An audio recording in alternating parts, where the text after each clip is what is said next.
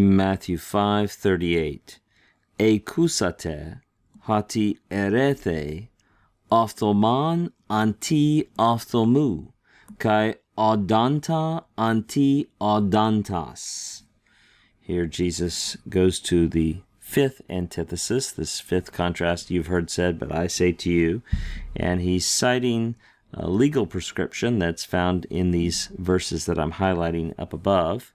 So that ekusata, we've heard that, we've seen that many different times. You recognize the lengthened vowel there, you sigma alpha. This is just an aorist active indicative second person plural. A few people are joining us late and they're confused by that initial capital eta. They would recognize it if it were the lowercase eta, if it looked like this, and they're saying, oh yeah, now I know. There you go. And the erethe, unless you've been tracking with us, that also may throw you off because that's a super irregular form of Lego.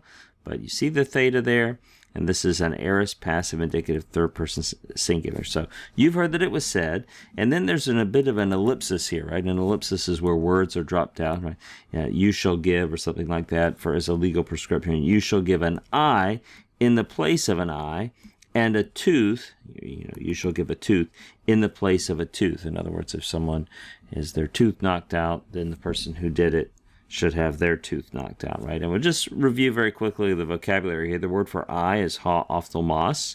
It is just a regular second declension masculine noun.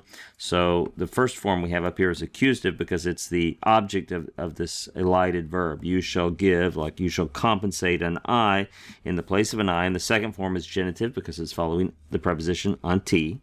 Same thing with this word for tooth here. The lexical forms are written below.